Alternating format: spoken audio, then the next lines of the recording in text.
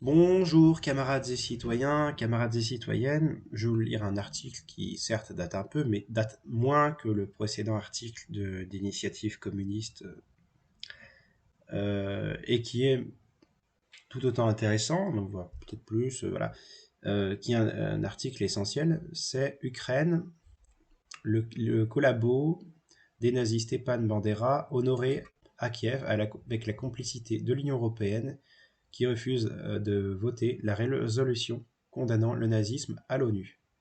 Donc Ukraine, le collabo des nazis Stepan Bandera, honoré à Kiev, avec la complicité de l'Union européenne qui refuse de voter la résolution condamnant le nazisme à l'ONU.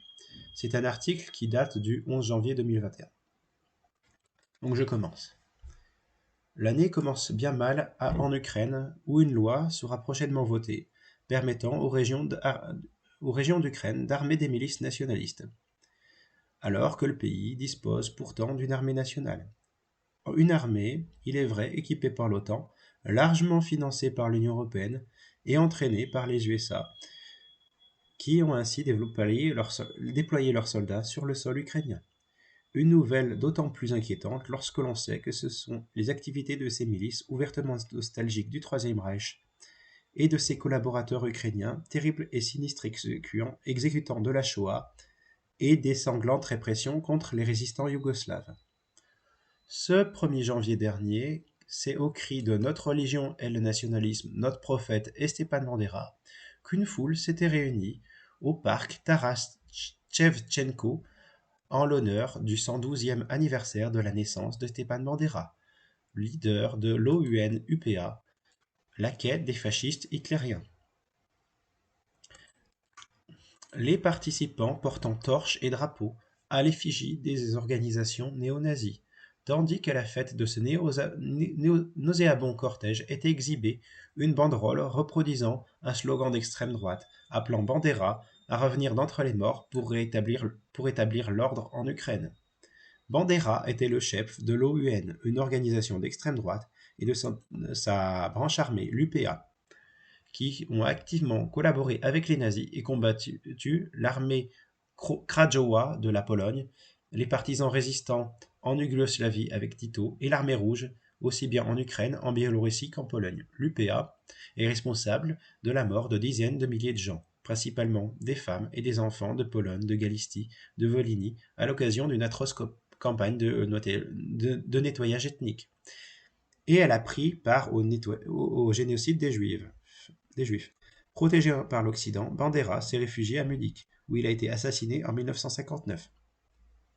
La Russie, la Pologne, Israël et bien d'autres pays considèrent Bandera comme un criminel de guerre.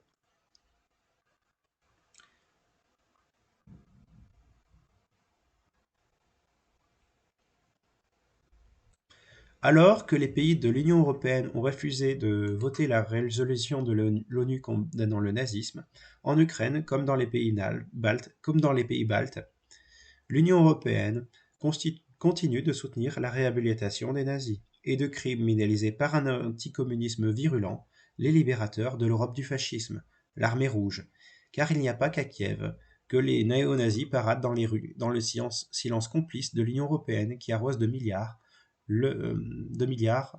de subventions le régime qu'elle a mis en place à la faveur du coup d'État d'Euromaïdan. C'est également le cas dans les pays baltes, tandis qu'en Pologne, ce sont les monuments aux morts de l'armée rouge qui sont démolis.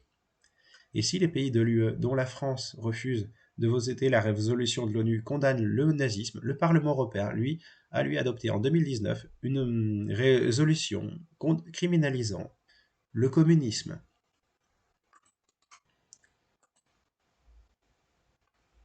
Le Parlement, lui, a adopté en 2019 le Parlement européen, lui, a adopté en 2019 une résolution criminalisant le communisme.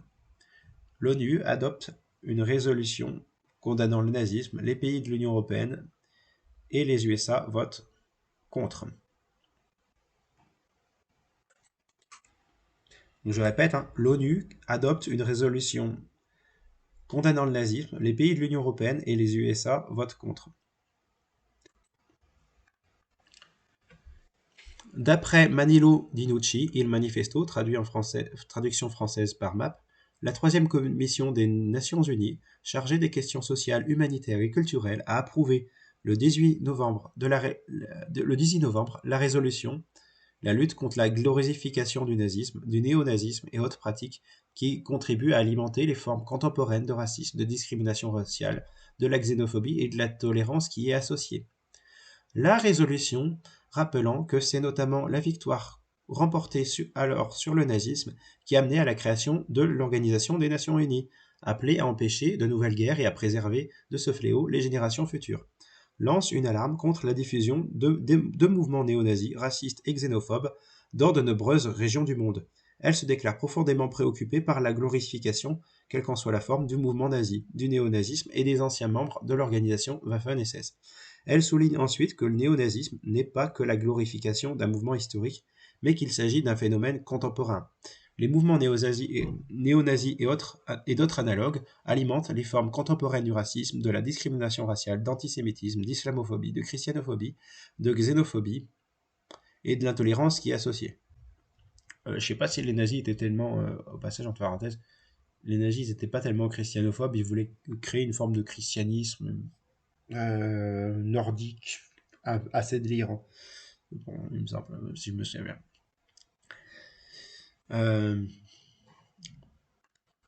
Bon, referme les parenthèses. Avec cette résolution, l'ONU appelle donc les... ah oui, l'islamophobie, c'est aussi... vous parlez plutôt de musulmanophobie. Bon, je referme la parenthèse encore une fois. Avec cette résolution, l'ONU appelle donc les États des Nations Unies à entreprendre une série de mesures pour contrecarrer ce phénomène.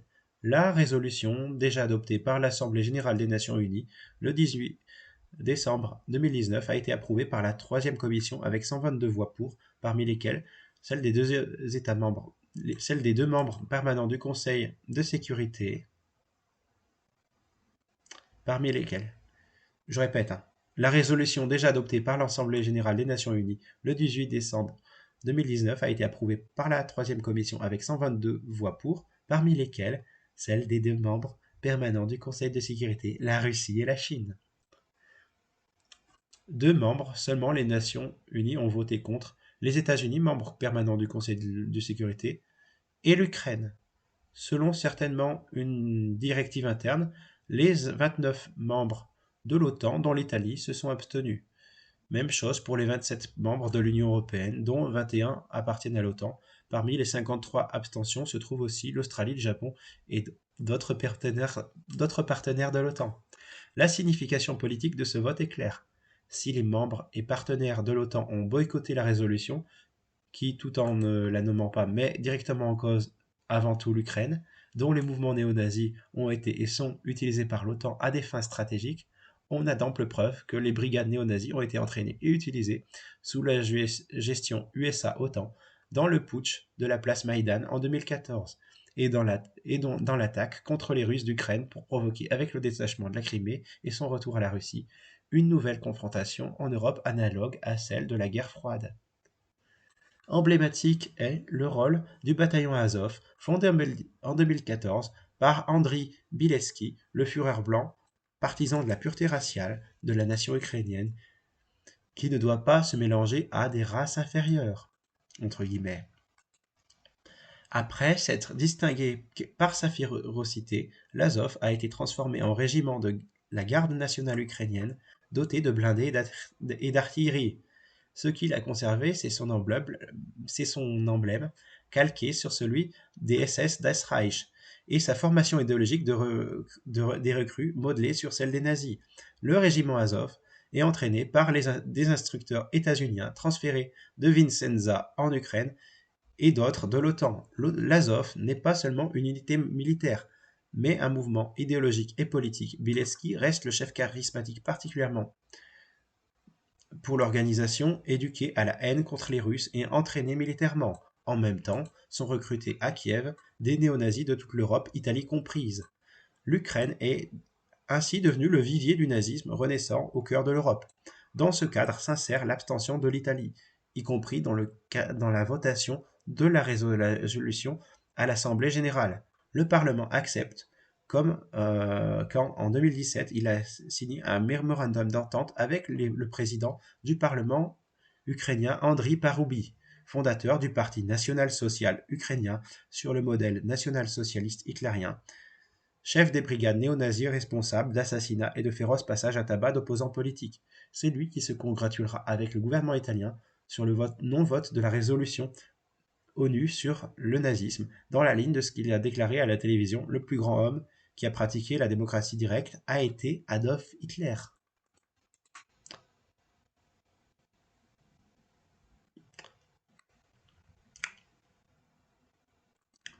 Bon, alors vous voyez cet article, vous voyez le scandale que ça... J'ai lu cet article. Vous voyez le scandale qui se passe en Ukraine, ce qui s'est passé en Ukraine, enfin, c'est il y a 2 ans, grosso merdo. Vous avez l'emploi de milices néo-nazis, fans de Stepan Bandera, l'UE et l'OTAN, bien sûr, sont complices, hein. Voilà. Euh, dans ces conflits russo-ukrainiens de ces emplois de milices néo-nazis. Vraiment, les libéraux et les fachos, ils sont dans le même combat. Bon, ils sont dans le même combat anti-russe, pro-américain, enfin, impérialiste en fait. Le capitalisme impérialiste. Le nazisme et le libéralisme ont un point commun, c'est la réification de l'homme. C'est la réification de l'homme. Donc vraiment, il faut que vous partagiez cet article que je mets en description.